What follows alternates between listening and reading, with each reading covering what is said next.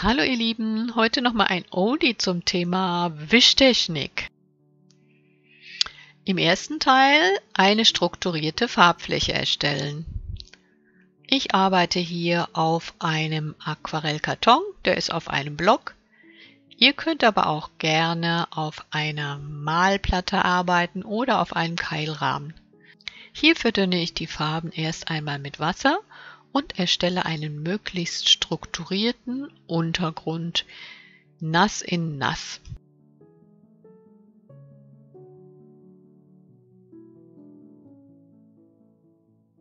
Dazu kann ich Farbe auftropfen,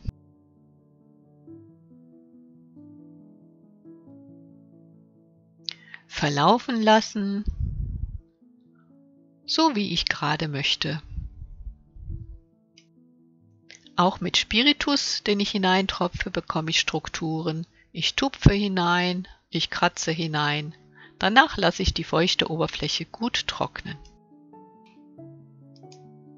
Anschließend versiegle ich das ganze Bild mit Acrylbinder. Das macht die Oberfläche unempfindlich für den kommenden Schritt.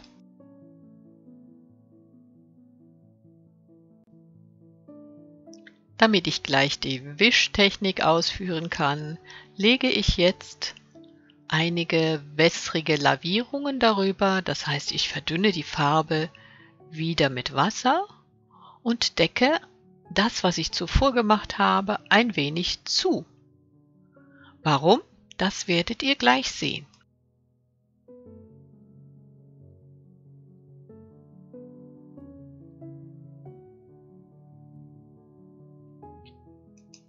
Das Ganze ist mir doch ein wenig zu dicht. Ich nehme also mit einem feuchten Pinsel etwas Farbe weg, sprenkle etwas Wasser auf, tupfe auch mit einem Tuch noch etwas weg oder kratze hinein, um möglichst viele Strukturen zu erzeugen. Die Oberfläche soll nicht zu dicht, sondern leicht transparent sein.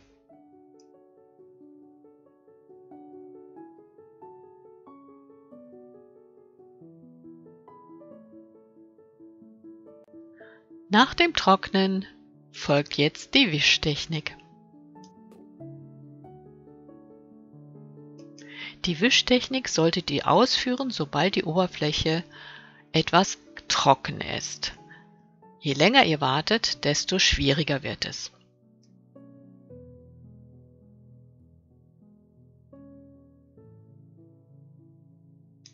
Ich überlege gerade, ob ich ein Quer- oder Hochformat bevorzuge für meine Lotusblüten.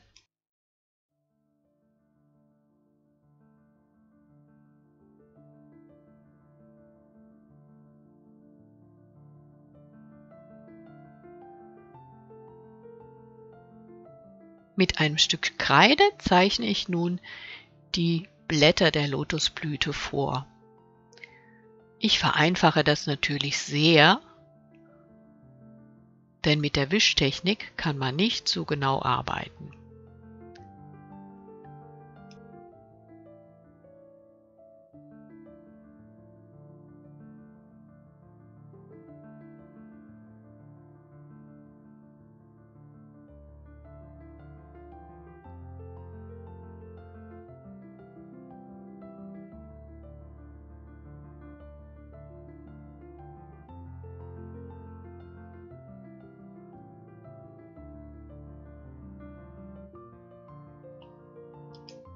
Das Wischen klappt gut mit einem Lappen, den ihr anfeuchtet und wieder auswringt, oder auch mit einem Babypflegetuch, einem feuchten.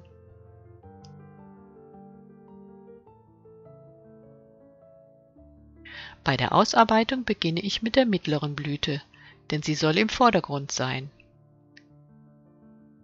Ich beginne mit der rechten Kante des äußersten Blütenblatts und wische die Farbe mit dem feuchten Tuch wieder ab. Dabei wechsle ich immer wieder die Stelle, mit der ich wische, denn sie nimmt immer wieder neue Farbe auf.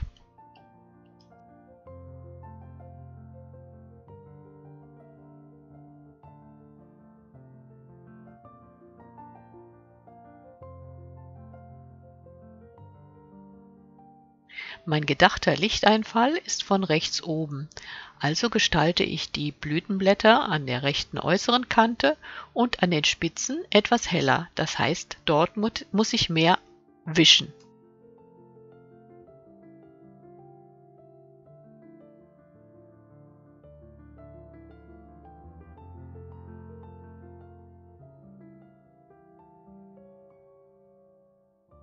Mein Zwischenergebnis. Ihr seht, hier fehlt noch Schatten. Und das kommt im nächsten Schritt. Licht und Schatten.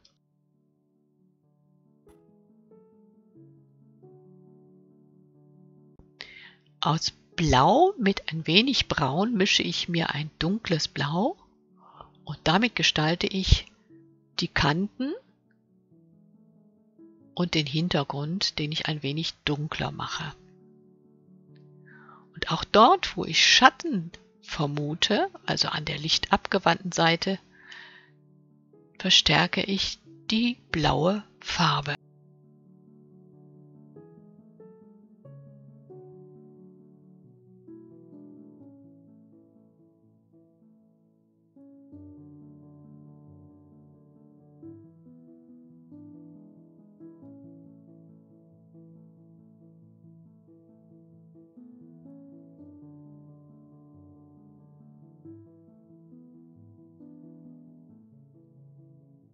Um die Lichter zu verstärken, nehme ich einfach ein Weiß und das gebe ich auf meinen gut abgetrockneten Pinsel und vertreibe es schön in die Fläche hinein.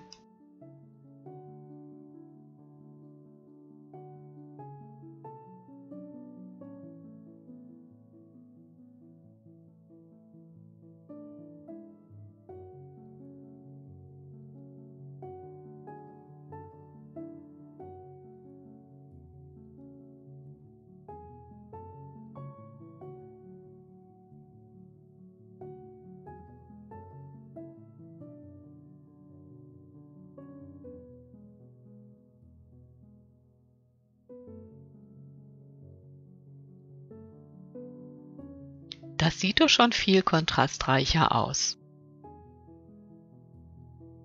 Hier oben links und auch hier unten rechts seht ihr diesen Magenta-Schimmer. Und diesen will ich nach dem Trocknen noch mit einer weiteren Magenta-Lasur verstärken. Aber wie gesagt, zunächst trocknen lassen. Mit einem breiten Pinsel trage ich das mit Wasser verdünnte Magenta an den entsprechenden Stellen einfach darüber auf.